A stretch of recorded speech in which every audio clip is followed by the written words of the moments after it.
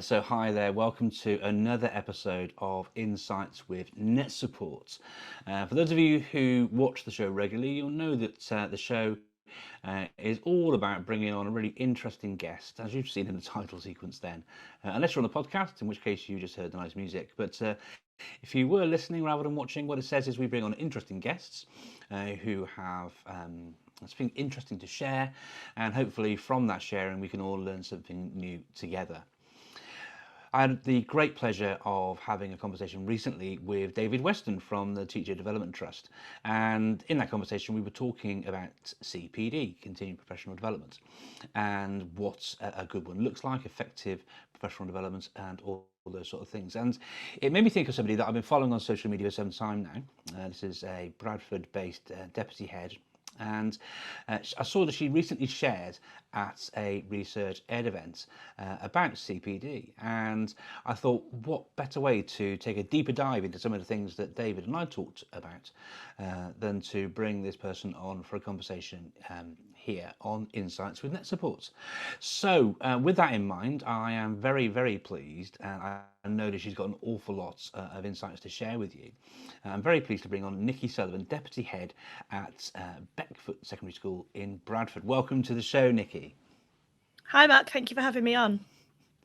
No, thank you for agreeing to come on and share. It's really, really good to have you on. Tell me a little bit about your context and the work you do, please. Yeah, so I work as a deputy head teacher at Beckfoot School in Bingley in Bradford. We are part of the Beckfoot Trust, so a group of 10 schools, 4 secondaries, 4 primaries and 2 special schools. We sit just outside of the city centre, so heading up towards the Yorkshire Dales.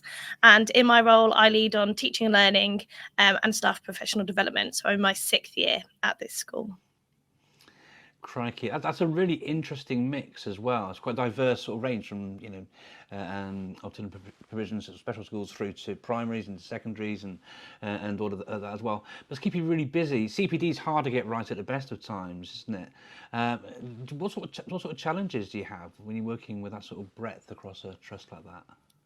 Yeah, so in my role, I work specifically within one of the secondary schools, but we've actually recently appointed a member of our central improvement team whose role it will be to look at our kind of professional learning offer across all those 10 schools. And I think it's something that she's acutely aware of, that not only do you always have schools who are in a range of positions with regards to teaching, learning and their CPD offer, but, more than ever before, you're going to have to really be considering the context of those schools and what they need and drawing on expertise from that range of fields. But for me, it's just the one secondary school. Brilliant stuff. Well, I'll tell you just the one secondary school. Obviously, secondary schools do tend to be quite large as well. Before we came on air for recording, you were talking about the subject you teach, but the fact that in your role you've actually taught all sorts of subjects. I guess that helps with context, because you mentioned context. Context is so important, because what generally speaking, and correct me if I'm wrong, but generally speaking, the hallmarks of good CPD tend to be broadly similar for different subjects, but because of the actual difference in content and things that teachers are looking to develop, particularly around sort of subject awareness, that context must be really useful in your role. Yeah, so I mean, I started out my career as a dance teacher, but now as a deputy head, it's not very often that I would be teaching dance. This year I do have some drama, which I would say is my second subject. But over the years, DT, languages, maths, English, health and social care, all sorts of subjects. But I think that affords me a really useful insight into the intricacies of those subjects. And I think the teaching of each of them has supported me in developing my own pedagogy in different ways. I think the other thing that it's helped me to do is to recognise the need to see each subject as an individual, despite the pedagogical commonalities that they might share. So an example would be that in our school, we have a whole school teaching learning policy, or you might call it a teaching and learning strategy. That's something that I know Nick Hart has been posting about recently. And that provides the right level of commonality and consistency for our students as they move from subject to subject, lesson to lesson, teacher to teacher, particularly in a large secondary school. But sitting alongside that, we have our faculty teaching learning policies and strategies that look at what is great maths teaching, what is brilliant English teaching, what does this look like in history, and what does this look like in PE, in order that our staff have that opportunity to create that shared language on a subject-specific level as well. And I think in terms of CPD, we always try to carve out sufficient time. So we have weekly collaborative planning time where our subject teams get to meet for an hour every single week, in order that they get to deal with the specificities of their subject, and not just because there might be a new spec, but heavily linked to their faculty improvement plans and whatever areas of curriculum or teaching, learning or assessment they've recognised that they want to be driving forwards. Brilliant. That's really interesting. So you're clearly quite, I mean, there are two things that you shared there, which tell me that you're quite at the cutting edge of sort of modern thinking around professional learning and professional development, Nikki. The one was about you sharing about the idea about CPD strategy, for example, mentioning Nick Hart, for example. Also the ways in which you're sort of working with your various teams that you work with across the school and supporting them with those sorts of conversations. I don't think, though, and again, please correct me if I'm wrong, that sort of thinking is pervasive across the education space. If we were to look at the sort of England or UK or beyond even, at a sort of much sort of wider angled lens.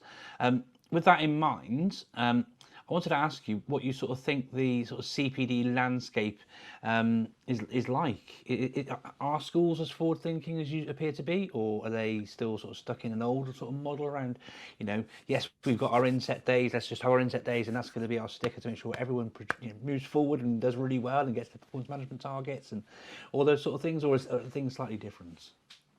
Well, it's very kind of you to say that you consider what we do forward thinking. So thank you very much for that. I'm acutely aware that within my role, although we really seek to be outward facing, we are outward facing with, quite often people who are on Twitter who perhaps share similar views or are trying to drive similar things forwards. And we wouldn't always know what is happening in other schools up and down the country who might not be engaging in that space in the same way. I think all in all, and perhaps it's the eternal optimist in me, I have quite an optimistic view of CPD in the country, not necessarily because of where it is everywhere, but because of where I see it driving to. So I think recently we've seen a big drive behind what's been called the kind of evidence-informed approaches to teaching and learning.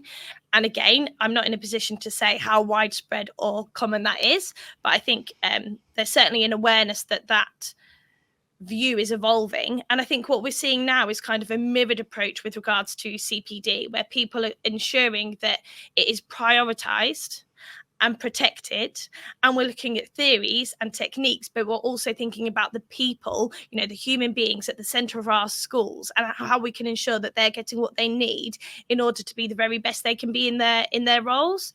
And so I think we're kind of seeing the evidence-informed approaches to teaching, and now those evidence-informed approaches to CPD hopefully spreading wider and working together. I think there's a kind of wide range of educational voices that we can tap into to support that. So whether that be educationalists in universities, educators who work for, like David Weston, who I know that you've had on recently, or people who are still working in schools, I think all of those voices have something to offer. And it's important that when we are considering what CPD looks like across the country, that we're tapping into all those sources of information. But I think particularly with papers such as that from the EEF around effective PD and the mechanisms approach, don't get me wrong, I still speak to leaders who wouldn't be aware of publications like that, but I think that's becoming fewer and fewer. And so even if we're not where we want to be, I like to be an optimist and think that the outlook's positive moving forwards. Brilliant, thank you, Nikki. Now, I'm really pleased that you mentioned the Education Endowment Foundation report on CPD. I think they, as an organisation, they've done a lot actually in the past sort of decade or so, not just around CPD, but around how to make the best use of teaching assistants. That report, for example, with guidance. Certainly during the pandemic, their rapid response evaluations were really useful as well, weren't they? And then there's the likes of Kat Howard, for example, who talks an awful lot about CPD and diving into the ideas around mechanisms. For our viewers who might not be aware of this idea of mechanisms of what good CPD looks like, could you just sort of share a little bit about that? Yeah, so in the EEF paper, they wanted to identify what were the active ingredients of CPD that would mean that would be more likely to be effective and have a positive effect on the teaching and subsequently the learning of students. And they talk about active ingredients as being like the fluoride in toothpaste. So think about toothpaste, it's not the fact that it's got stripes or the fact that it's minty. That is the thing that makes the difference, but fluoride is one of those active ingredients. So with regards to CPD, instead of saying something like, instructional coaching is the form of CPD that has the strongest evidence base, and we do instructional coaching at our school, I think it can be really effective, but actually, why is it effective? And instead of thinking about the label of the form of CPD, can we consider what the active ingredients are? And so they grouped those active ingredients into 4 groups, and what they identified was that you had to have mechanisms from across those 4 groups, what they called a kind of balanced design, if you wanted to optimize the effectiveness of the CPD that you were running. That sounds almost like a broad and balanced curriculum, doesn't it, Nikki?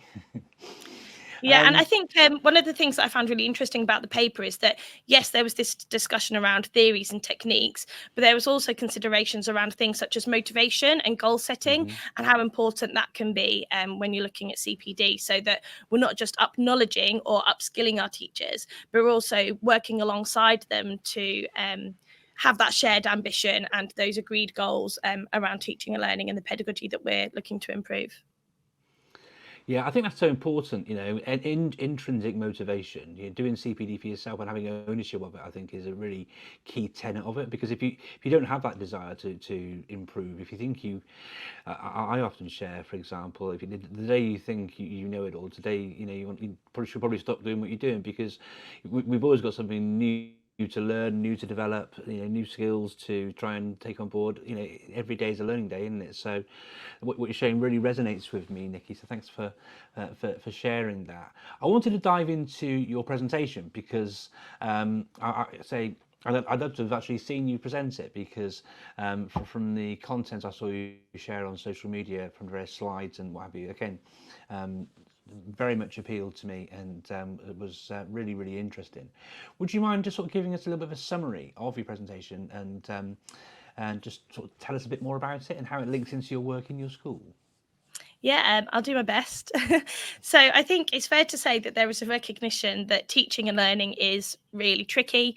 So Peps McRae's been talking about that a lot recently, and talking about things like the fact that it has a really fuzzy feedback loop. So if I throw a dart, I can see how accurate I've been, but if I'm teaching, because learning's invisible, it's much more difficult for me to refine my approach.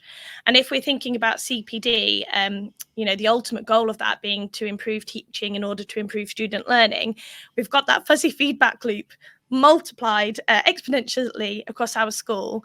And not only that, it isn't just the CPD, but it's the implementation of that CPD and everything else that we need to consider.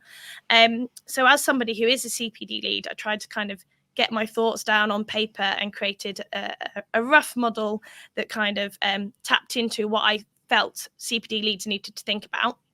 So the first of those areas was this notion of long-serving structures, where you are ensuring that the kind of rhythm of inputs that you have across your school, to use a phrase from Sarah Cottingham, can serve school faculty, and individual priorities. So for us, yes, we still have inset days when what needs sharing is relevant to everybody. But then, as I've touched upon earlier, we also have an hour a week for teams to work together. And then we have coaching, so 30 minutes every 1, 2, or 3 weeks, depending on career stage.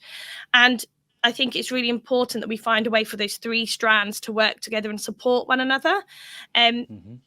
But we also need to be careful that we're not changing what those forms of CPD are year in, year out. Because if I say, oh, this year we're doing this in order to serve our individual priorities, so let's say it's instructional coaching, oh, and next year we're going to do lesson study, and next year we're going to do this. So although all those forms of CPD might have, if we go back to this notion of mechanisms, a balance to design, each of those things has an implementation cost, an opportunity cost. And so I'm having to support my teachers and my middle leaders in getting the most out of that CPD and training them up in how to run that kind of CPD. And that's time that can't be spent on teaching and learning.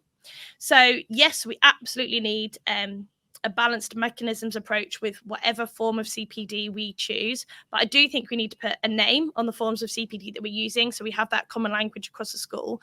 And I do think we need to be implementing those choices really carefully in order that hopefully they're more likely to work, and therefore we're not having to change that CPD form over time and use up time that should be spent on teaching and learning. I then went on to talk about the notion of a coherent curriculum, and this predominantly comes from the work of Mark and Zoe Enser. Their book, The CPD Curriculum, absolutely brilliant and kind of must read, I would say, for CPD leads.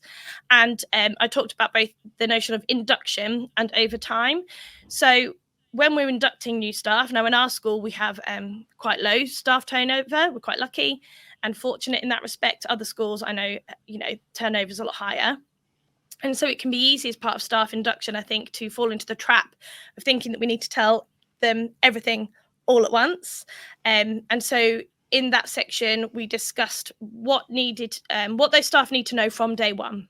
What do they need to know to step into period 1 on a Monday and teach that class? And actually, what can wait till later? And when it comes to their first data drop, for example, we can look at that then. But particularly on the back of COVID and kind of dual streaming and live lessons and whatever else, how can we use asynchronous input? So some of our content, we basically do PowerPoint recordings. So the benefit of that is that it's non-transient and staff can refer back to it time and time again, whether they're new or not.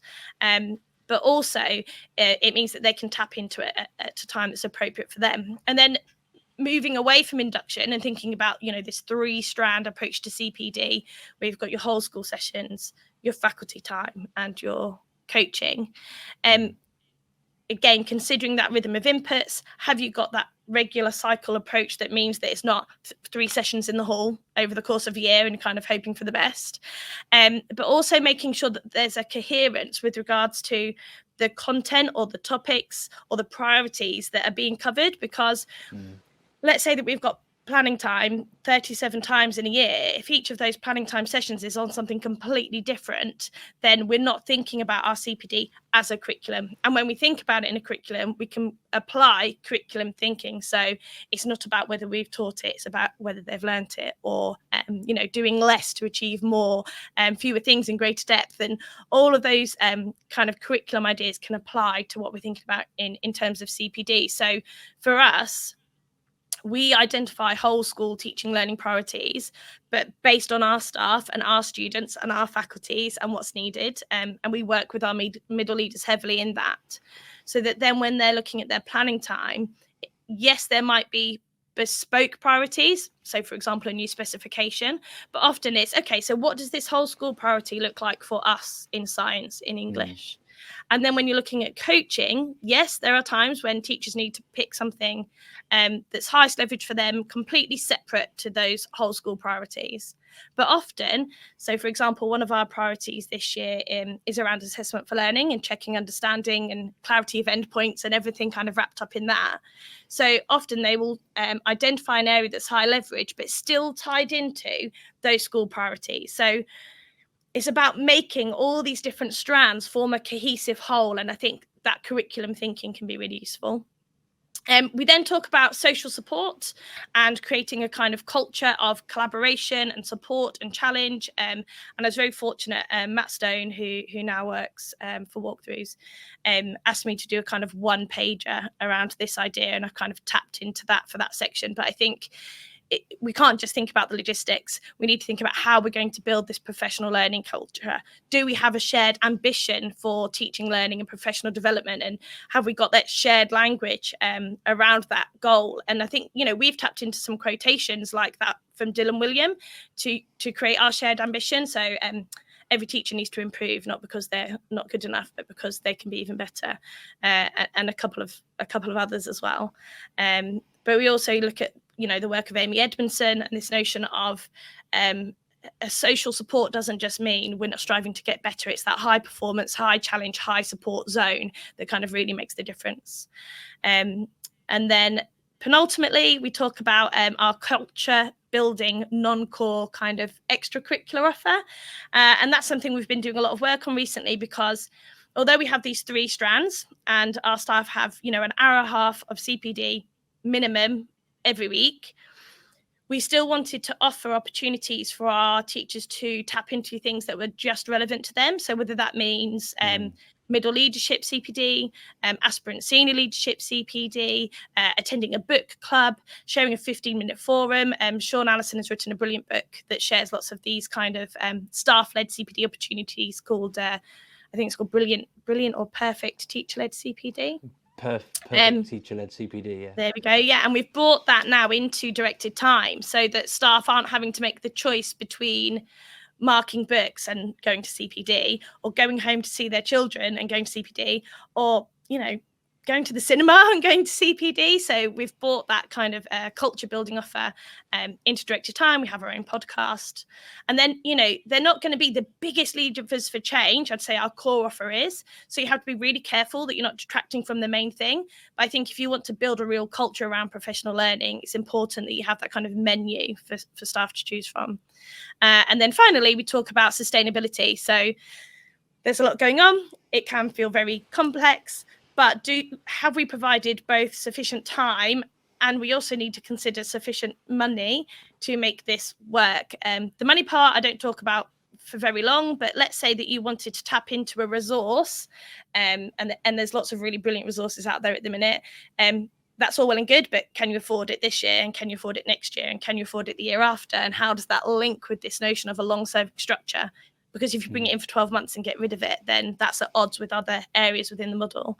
But also not just financial cost, but again, opportunity cost. If we're doing this form of CPD, we can't do this as well. Or if we're using this time for this activity, we can't use it for this activity. And is that the right choice? So yeah, that's a bit of a whistle-stop tour, but it's broken down into those 6 areas.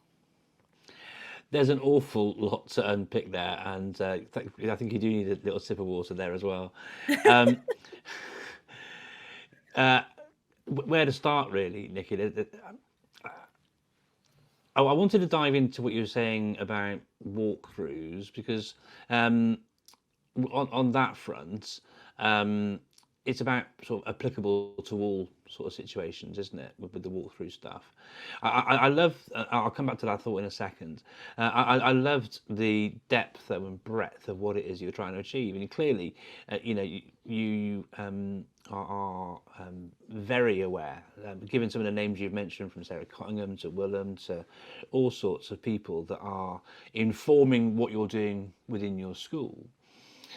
But then the breadth of that is that you're taking what's out there, what you know about good CPD, how it works, those sort of things, but then being mindful of your context. And I think context from trying to summarize what you shared there, like I said, there's an awful lot to unpick. But I guess the balance is quite difficult, because I said my next question for you is, what are the secrets to effective teacher CPD? But it's huge, isn't it? I guess what I want to ask you, maybe perhaps in replacement of that,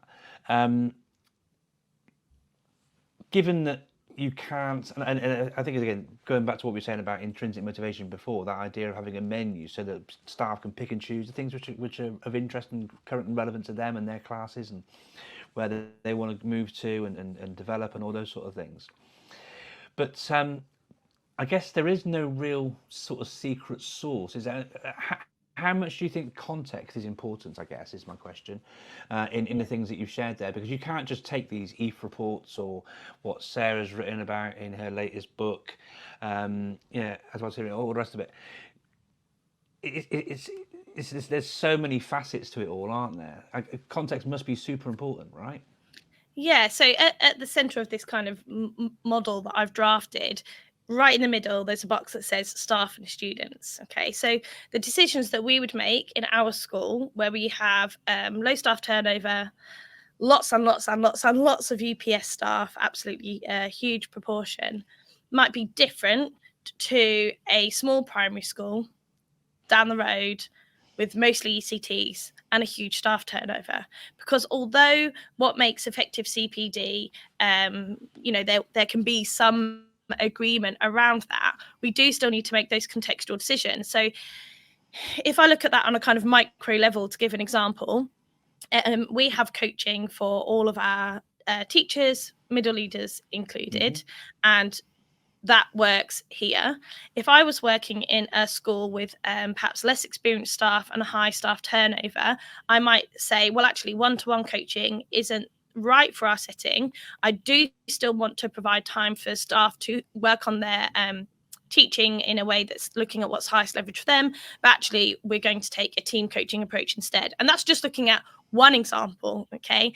And if we look at, say, the content of that CPD, so we don't currently have CPD running around, let's say, climate for learning, classroom management, those kinds of things. Whereas, in another school, that might be one of their key drivers and one of their key priorities. And because that's an area where I would argue there needs to be quite a lot of consistency or consistent routines and norm building, then they might choose to have more CPD altogether in the main hall, whereas we have very little compared to faculty time. So although there's a kind of framework, the idea is that at the center of it sits staff, students, context, in order to help you make kind of informed decisions about the CPD that you're driving, because I think you're absolutely right.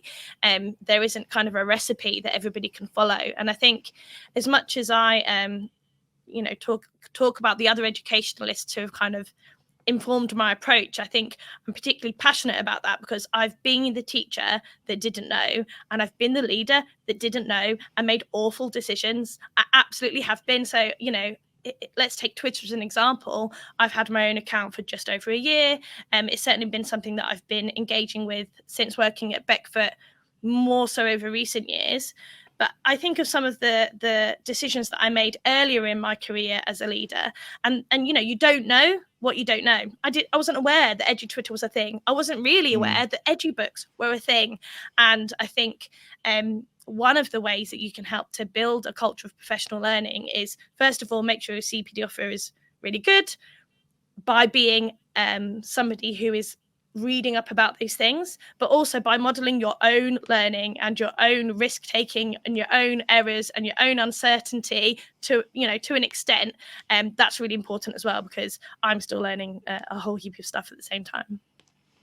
No, I completely concur with that. I think it's I'm known for being great with technology, for example, but I actually really love it when things don't work for me, because it shows that these sort of things can happen to the best of us, and it helps build relationships, trust, recognition that we're all on this journey together, all those sort of things. And it leads quite nicely, Nikki, into my final question. I'm mindful you've got to go out for assembly pretty soon.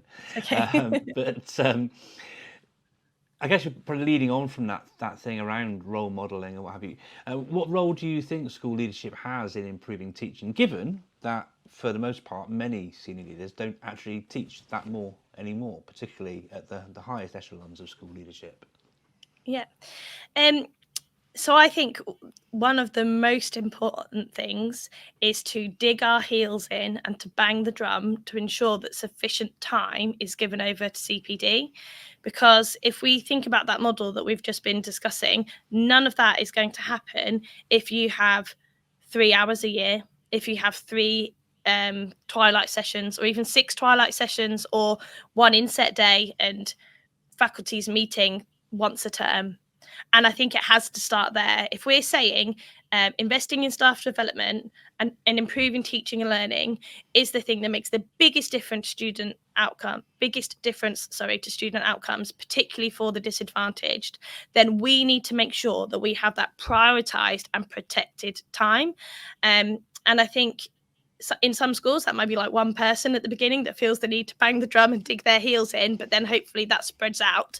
And I think it's also important that is recognised by the whole senior leadership team. So myself and Kelly Tatlock lead on teaching and learning at Beckfoot, but actually our other deputies, our assistant heads and our head teacher, absolutely also recognise the need for that prioritisation, that protection. So I think that has to be step one.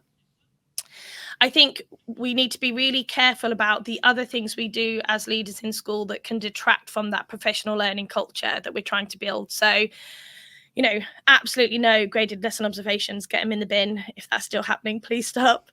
And looking at what Chris Moy says about, improve, not prove. And if we're going to do walkthroughs, we're not going in there just to describe the lesson back to the teacher, but actually, we're looking at things like calling the shots before the observation and determining what we're going to be giving feedback on and enabling growth from going into the classroom. And if we do need to visit lessons for other reasons, just let's say, for example, I'm the faculty leader for English and I want to look at the whole of a year group and kind of pick up trends, then making the distinction that, well, actually, that's about actions for me. And I think that distinction can be really useful. So when are we going in to support and coach and give feedback and enable professional growth? And when are we going in to enable us as senior and middle leaders to reflect on what we've been doing and whether it's being whether our implementation has been successful and how we might need to refine our approaches. And one more area that I think is really important is this notion of attending to what we value. So one of the ways that you might do that, it might sound a bit trite, but we use wonder walls. So every Friday in staff briefing, we give some wonder walls out. And originally, when we were shaping our kind of teaching learning policy, they were about that. They were saying we saw a brilliant this today. And then over time that's evolved. So yes, it's linked to school policy, but actually it's just linked to brilliant pedagogy. And it's linked to people engaging in professional learning. And it's linked to people who have really made strides forward or pushed themselves in their coaching, or people who are taking risks in the classroom and are being brave and giving things a go based on their reading. And I think it's so, you've got the kind of top level of you need to have the time. You need to be building trust, but also you need to be attending to what you value and kind of really celebrating teaching and learning and celebrating lifelong learning and celebrating CPD and all of those things, so that it just becomes part of what we do here, as opposed to this thing that sits over there that we talk about occasionally. No, absolutely. You're definitely preaching to the choir with me, Nikki.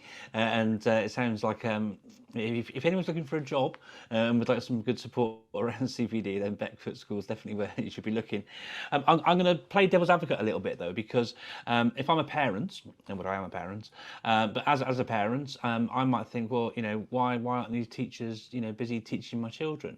Well, we know that the more time you invest on CPD, it leads to better student outcomes. We know that, but how do you, stakeholder engagement is really important. How do you go about sharing this vision with stakeholders who obviously aren't from education, so and everyone's got an opinion on teaching, right? Because everyone's been to school, so we're all an expert, right? But how do you articulate that back to other stakeholders who might not necessarily see the purpose or importance of what you're trying to achieve? Yeah, so it's very rare that CPD would get in the way of the day job. I guess the tricky bit would be, you're after school, what was historically opt-in CPD, and teachers having to choose whether they were doing that or looking at books or whatever else. But I do think you're absolutely right, that stakeholder engagement is really important. So one of the things that we do here is we have family forums where families are invited into the school to discuss changes to policy or refinements that we might make. So, for example, a while back, we moved away from GCSE grades at Key Stage 3 for obvious reasons and moved to a different assessment system. And it's important that we are not just communicating that with families, but also involving them in the process and saying, this information is going to be more useful for you. What do you think? And I think with regards to teaching and learning in CPD, we do talk about it on things like Twitter, but also our head will put it in his blogs. And I think it's one of those things that can't be over communicated, because actually, I'm going to be really honest, I don't have children, but if I'm thinking back to our year 6 open day the other day, and our head was able to say, I work with a team of staff who are so impassioned about their craft and about being an even better teacher so that they can do an even better job for your child. I think it's a, that is our goal. And so we communicate it in that way. And I think that can be really helpful. That's brilliant to hear, and it is about sort of singing from the same hymn sheet. A lot of it, isn't it, about sort of articulating that vision and having it as a shared vision across all stakeholders, both internal and external. Look, I'm mindful that you've got to dash off, Nikki, but thank you so much for a great conversation. The show, as you know, is Insights with NetSupport, and I suspect if you've been taking some notes during this conversation, you may have to play it back. So many insights have been shared from Nikki. Thank you so much for taking the time to join me for this conversation today, Nikki. For those of you who are listening rather than watching, Nikki can be found on social media, X or Twitter, whichever you want to call it. Nikki, Nikki __, not just the one, Sullivan, Sullivan, and you can also learn more about the things she's up to and what she shares on her blog, which is lovetotalktnl.wordpress.com. For now, thank you to you again, Nikki, for coming on and sharing your insights on the show. Thank you to you for listening and joining us for this episode. Don't forget to hit the subscribe button, whether you're listening or viewing on YouTube. And look forward to seeing you on the next episode of Insights with NetSupport. For now, thanks for joining us. Take care, everybody. Keep it safe out there. Bye.